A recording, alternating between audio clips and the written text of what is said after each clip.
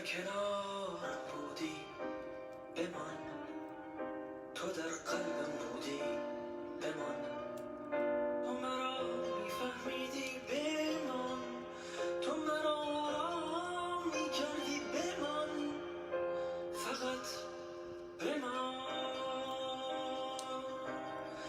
فقط بمان، فقط بمان.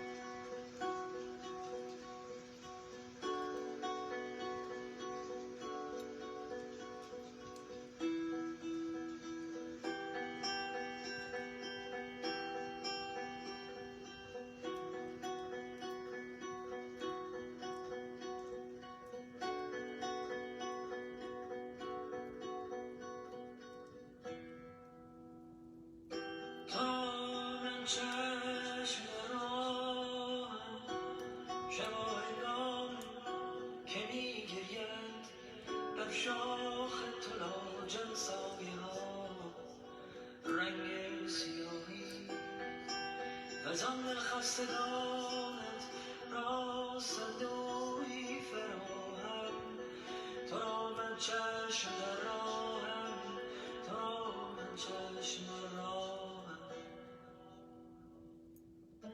شبا هنگام در آن دم که بر جا در رها چون مرد ماران خفتگانم، در آن نوبت که بندد دست نیلوفر به پای سر کوهی دارم، گرم یاد آوری آرد من از یادت نمی کارم، تو را من چشم در راهم، تو را من چشم در راهم، تو را من چشم در راهم.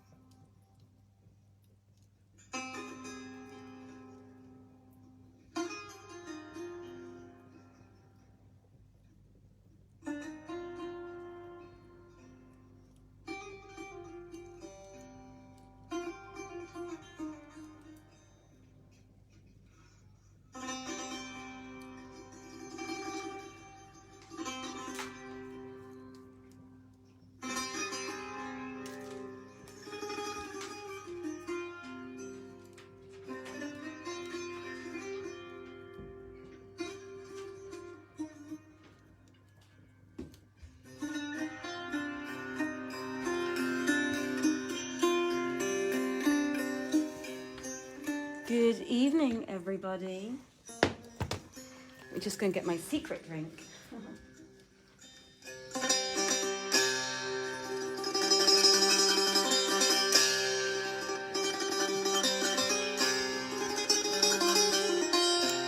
evening.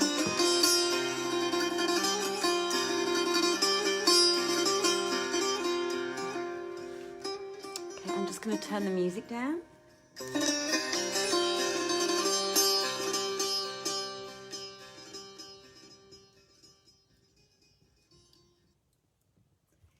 Voila. Good evening, everybody.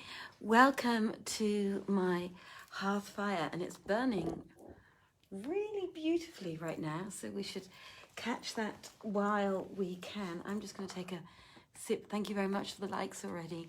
I'm just going to take a sip of my wine quickly, and then we are going to carry on with the story of Ala al-Din.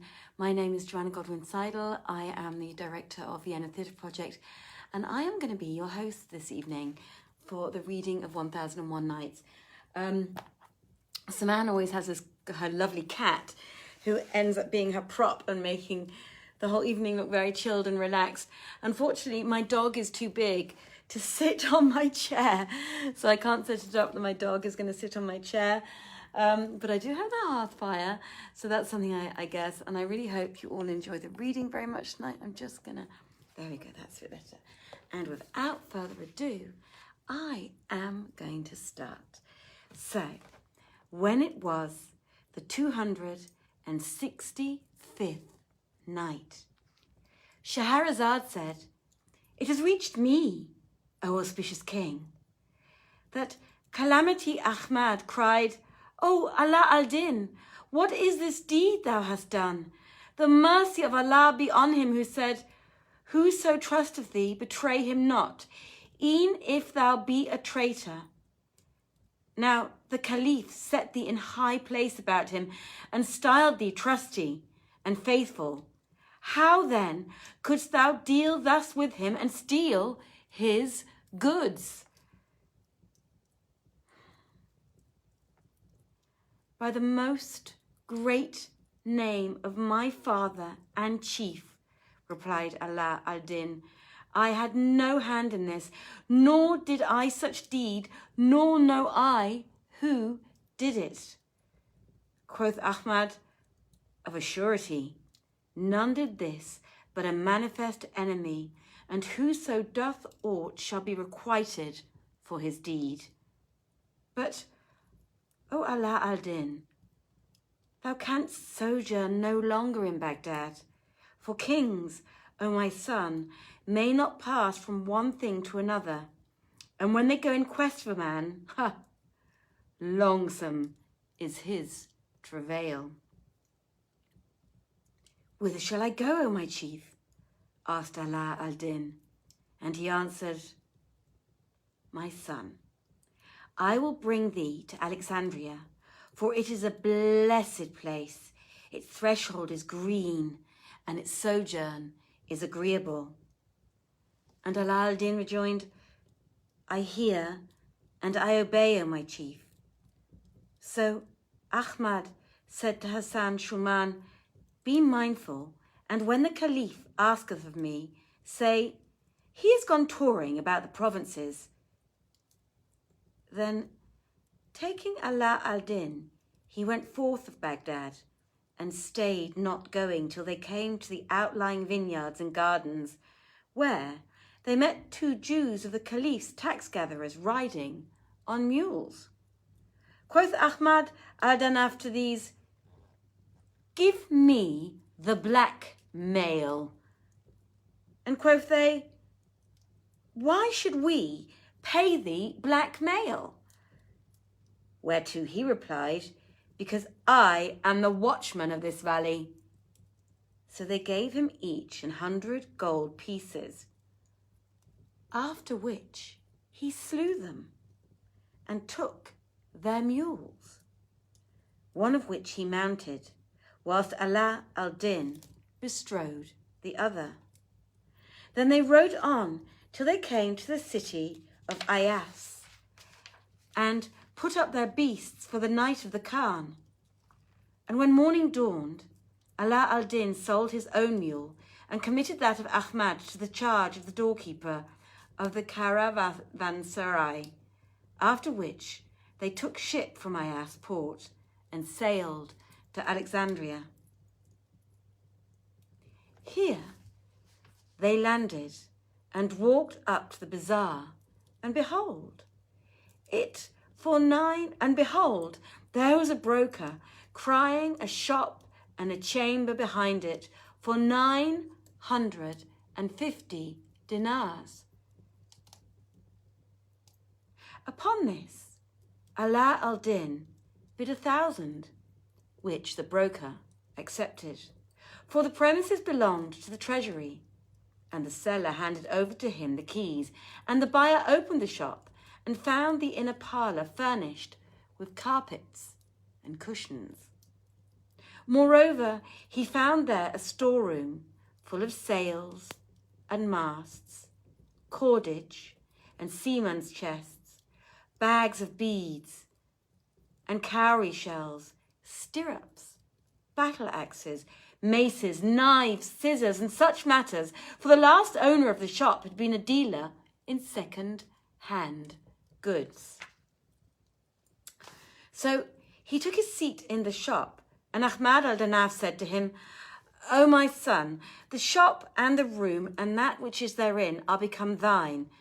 So tarry thou here, and buy and sell, and repine not at thy lot, for Almighty Allah blesseth trade." After this, he abode with him 3 days, and on the 4th he took leave of him, saying, "Abide here till I go back and bring thee the Caliph's pardon, and learn who hath played thee this trick." Then he shipped for Ayas, where he took the mule from the inn, and returning to Baghdad, met Pestilence Hassan and his followers, to whom said he, "Hath the Caliph asked after me?" And he replied, "No, nor hast thou come to his thought." So he resumed his service about the Caliph's person, and set himself to sniff about for news of Ala al-Din's case, till one day he heard the Caliph say to the Wazir, "See, O Jafar, how Ala al-Din dealt with me."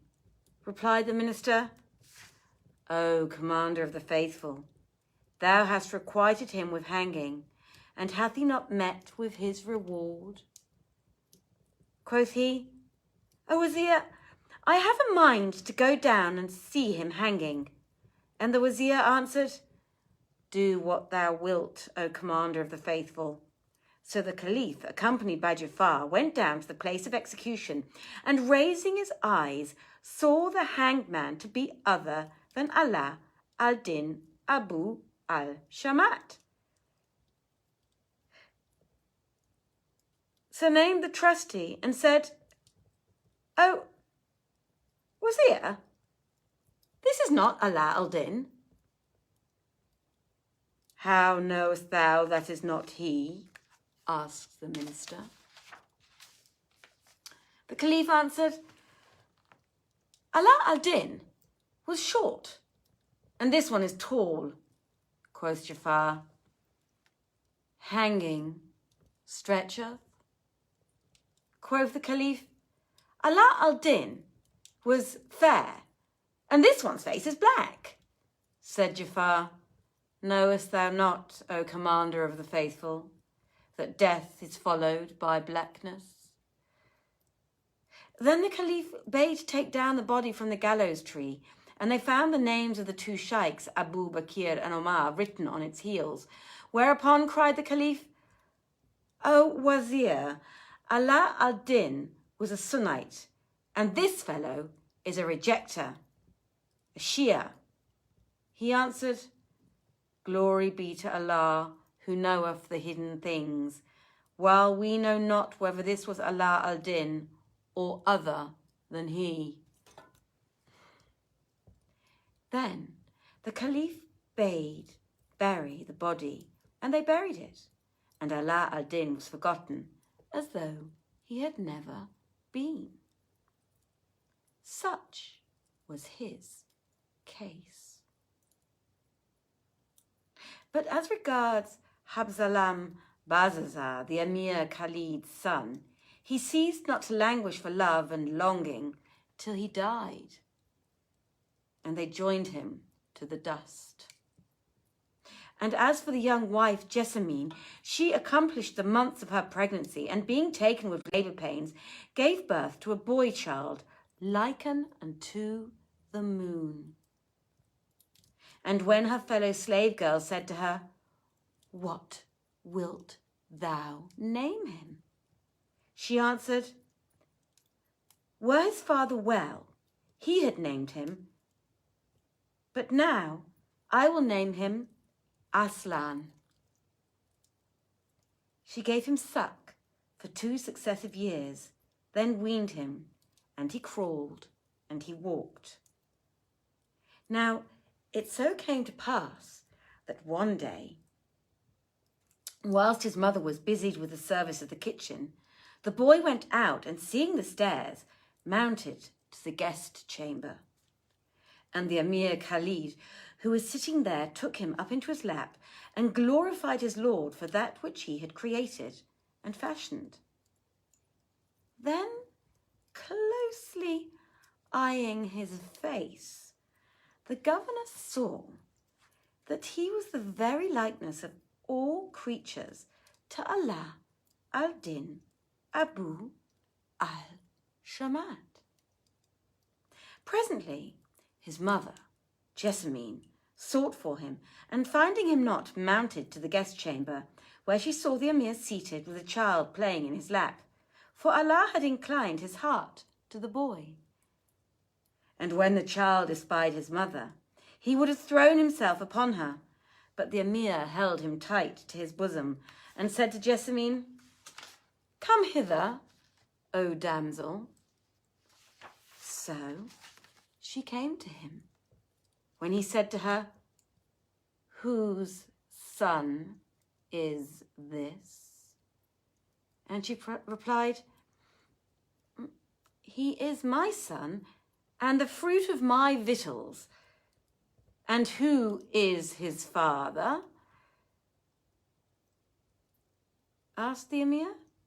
And she answered, "His father was Ala al-Din Abu Al Shamat. But now he has become thy son." Quoth Khalid, "In very sooth, Ala al-Din was a traitor." Quoth she, "Allah deliver him from treason. The heavens forfend and forbid that the trustee should be a traitor." Then said he, "When this boy shall grow up and reach man's estate, and say to thee, 'Who is my father?' say to him, 'Thou art the son of Emir Khalid, governor and chief of police." And she answered, "I hear and I obey." Then he circumcised the boy and reared him with the goodliest rearing, and engaged for him a professor of law and religious science and an expert pensman who taught him to read and write. So he read the Quran twice and learnt it by heart, and he grew up saying to the Emir, "O my father." Moreover, the governor used to go down with him to the tilting ground and assemble horsemen and teach the lad to fashion of fight and fray, and the place to plant lance thrust and sabre stroke, so that by the time he was 14 years old, he became a valiant wight and accomplished knight and gained the rank of Emir. Now, it chanced one day that Aslan fell in with Ahmad Kamakim, the arch-thief, and accompanied him as a cup companion to the tavern. And behold, Ahmad took out the jewelled lanthorn. he had stolen from the Caliph, and setting it before him, pledged the wine cup to its light, till he became drunken. So Aslan said to him, "O captain, give me this lanthorn." But he replied, "I cannot give it to thee." Asked Aslan, "Well, why not?" And Ahmad answered, "Because lives have been lost for it." "Whose life?" inquired Aslan. And Ahmed rejoined, "There came hither a man who was made chief of the 60. He was named Din Abu Al Shamat, and he lost his life through this lanthorn." Quoth Aslan, "And what was that story? And what brought about his death?" Quoth Ahmad Kamakim, "Thou hadst an elder brother by name Absalam Barzazar, and when he reached the age of 16 and was ripe for marriage, thy father would have bought him a slave girl named Jessamine." And he went on to tell him the whole story, from first to last, of Absalam Barzazar's illness and what befell Ala al-Din in his innocence. When Aslan heard this, he said in thought, "Haply this slave girl was my mother Jessamine, and my father was none other than Ala al-Din Abu Al Shamat." So the boy went out from him sorrowful, and met Calamity Ahmad, who at the sight of him exclaimed, "Glory be to him upon whom none is like." Asked Hassan the Pestilence, "Whereat dost thou marvel, O my chief?" And Ahmad the Calamity replied, "At the make of yonder boy Aslan, for he is the likest of human creatures to Ala al-Din Abu Al Shamat." Then he called the lad and said to him, "O Aslan, what is thy mother's name?" To which he replied, "She is called the damsel Jessamine." And the other said, "Hark ye, Aslan, be of good cheer, and keep thine eyes cool and clear, for thy father was none other than Ala al-Din Abu Al Shamat. But, O my son, go thou in to thy mother and question her of thy father." He replied, "Hearkening and obedience." And, going into his mother, put the question. Whereupon quoth she, "Thy sire is Amir Khalid." "Not so," he rejoined. "My father was none other than Ala al-Din Abu Al Shamat." At this, the mother wept.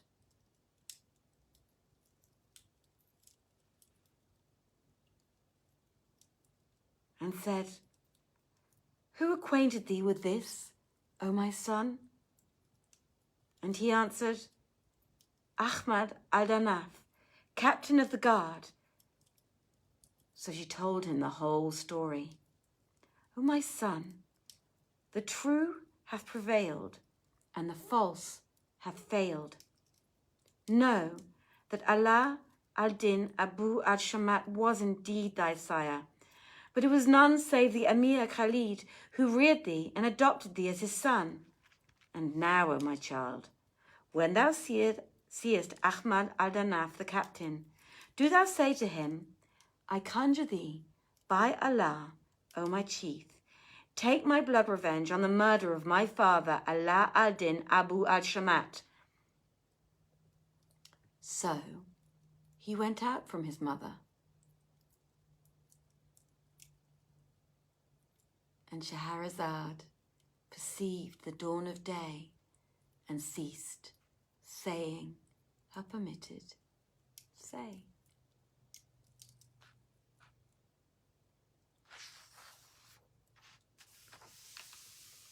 I'm going to take a sip of water or wine, and then I'm going to read one more night, everybody. maybe I should adorn the fire quickly again as well.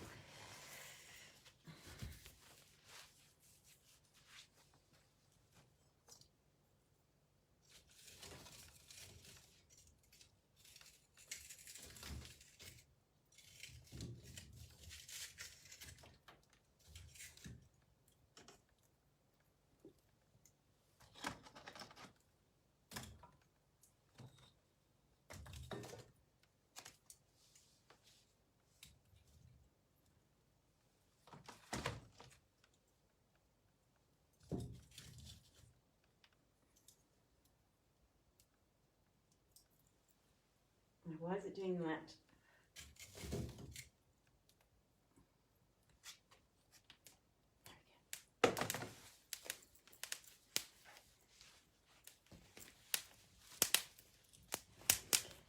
And voila, everyone. Hopefully it'll take.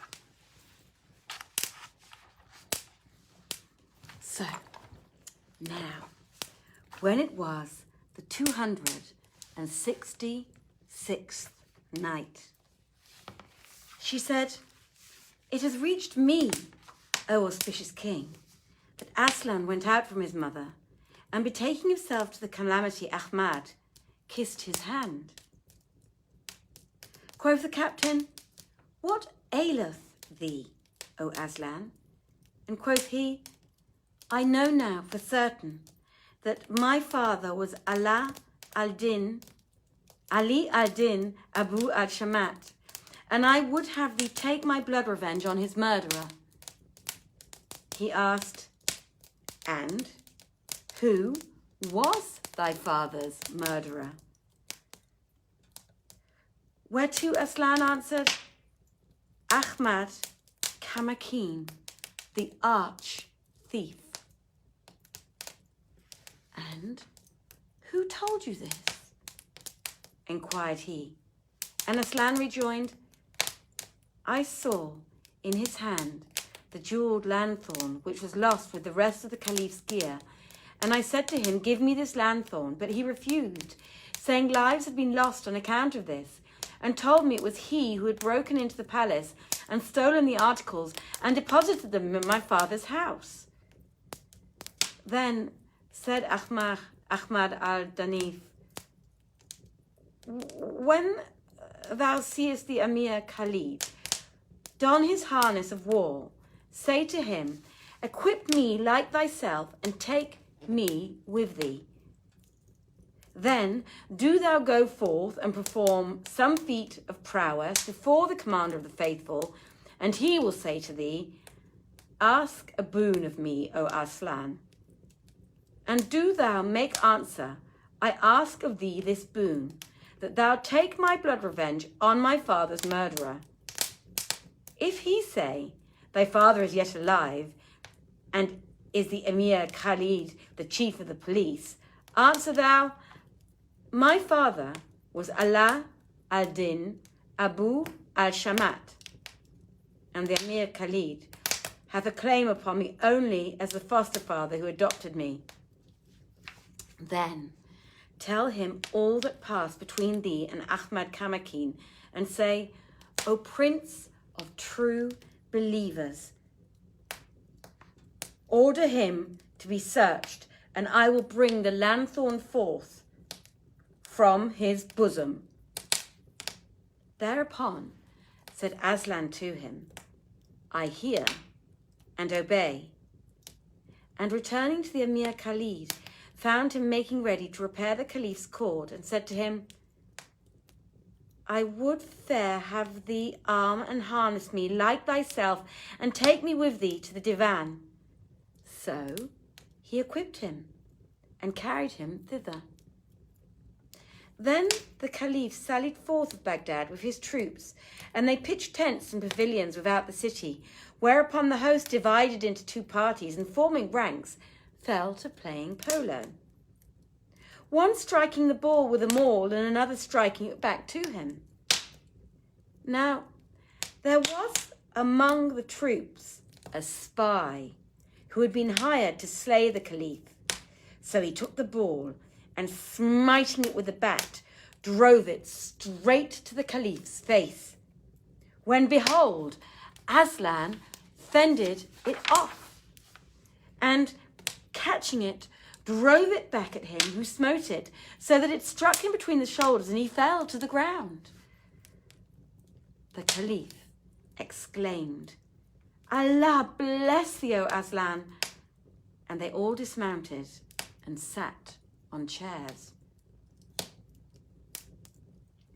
Then the Caliph bade him bring the smiter of the ball before him and said, Who tempted thee to do this thing, and art thou friend or foe? Quoth he, I am thy foe, and it was my purpose to kill thee. Asked the Caliph, And wherefore? Art not a Muslim? Replied the spy, No, I am a rejecter. So the Caliph bade them put him to death, and said to Aslan, Ask a boon of me. Quoth he, I ask of thee this boon, that thou take my blood revenge on my father's murderer. He said, Thy father is alive, and there he stands on his 2 feet. And who is he? Asked Aslan. And the Caliph answered, He is the Emir Khalid, chief of police. Rejoined Aslan, O Commander of the Faithful, he is no father of mine, save by right of fosterage. My father was none other than Ala al-Din Abu Al Shamat. Then thy father was a traitor, cried the Caliph. Allah forbid, O Commander of the Faithful, rejoined Aslan, that the trustee should be a traitor. But how did he betray thee? Quoth the Caliph, He stole my habit, and what was therewith? Aslan retorted, O Commander of the Faithful, Allah forfend that my father should be a traitor. But, O my lord, when thy habit was lost and found, didst thou likewise recover the lanthorn which was stolen from thee? Answered the Caliph, We never got it back. And Aslan said, I saw it in the hands of Ahmad Kamakin and begged it of him, but he refused to give it me, saying, Lives have been lost on account of this. Then he told me of his sickness, of Habzalam Bazazar, son of the Emir Khalid, by reason of his passion for the damsel Jessamine, and how he himself was released from bonds, and it was he who stole the habit and the lamp. So do thou, O Commander of the Faithful, take my blood revenge from my father on him who murdered him. At once the Caliph cried, Seize ye Ahmad Kamakin. And they seized him, whereupon he asked, Where be the captain Ahmad al-Danaf? And when he was summoned, the Caliph bade him search Kamakin. So he put his hand into the thief's bosom and pulled out the lanthorn.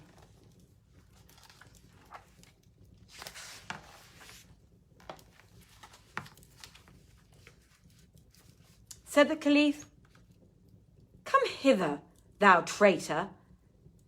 Whence hast thou this lanthorn? And Kamakin replied, I bought it, O Commander of the Faithful.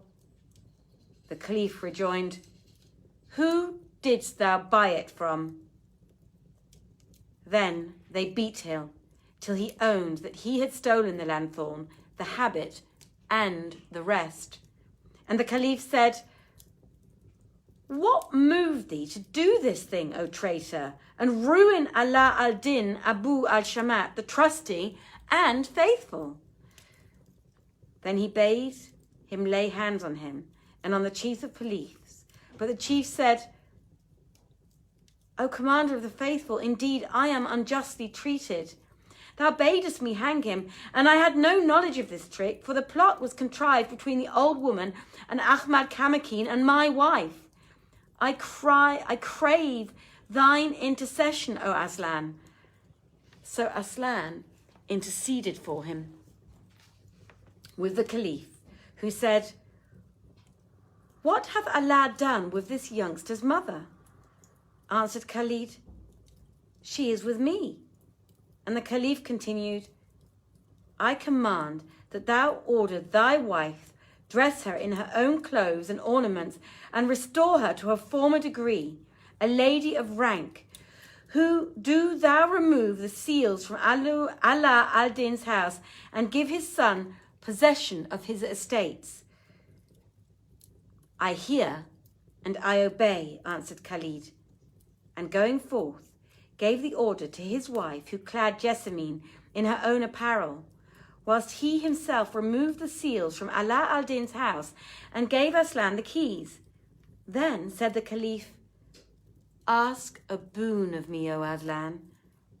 And he replied, "I beg thee the boon to unite me with my father."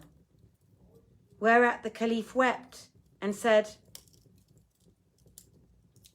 "Most like thy sire was he that was hanged and is dead, but by the life of my forefathers, whoso bringeth me the glad news that he is yet in the bondage of this life, I will give him all he seeketh."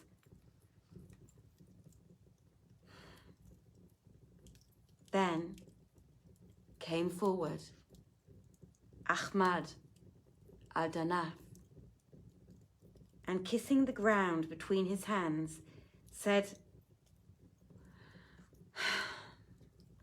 "Grant me indemnity, O Commander of the Faithful." "Thou hast it," answered the Caliph. And Calamity Ahmad said, "I give thee the good news that Ala al-Din Abu Al Shamat, the trusty, the faithful, is alive and well." Quoth the Caliph, "What is this thou sayest?" Quoth Al-Danaf, "As thy head liveth, I say sooth, for I ransomed him with another of those who deserved death, and carried him to Alexandria, where I opened for him a shop and set him up as a dealer in second-hand goods." Then said the prince of the true believers,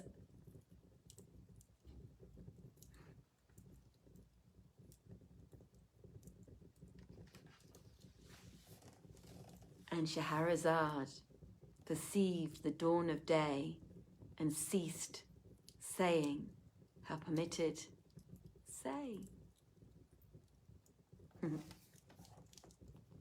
So, dear friends, let me see if I can get some music back while I say goodbye to you, because I love this music so much, and I keep disappearing in and out of the screen today, but I'm trying to let you enjoy, excuse me, the fire as much as I can, because it's so beautiful. Is it not?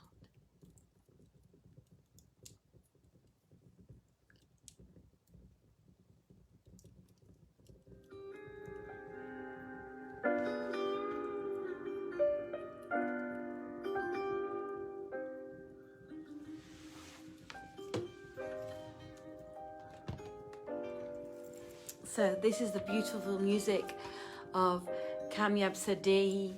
I don't know why I keep saying its own name. This is the beautiful music of Kamyab Saderi, which you can find on YouTube. I am going to wish you all a very beautiful good night. Enjoy the rest of your Friday. If your day is just starting, I hope you have a beautiful day. If your day is just ending, I wish you the sweetest and most beautiful of dreams. I send you many blessings and hope you all take care of yourself.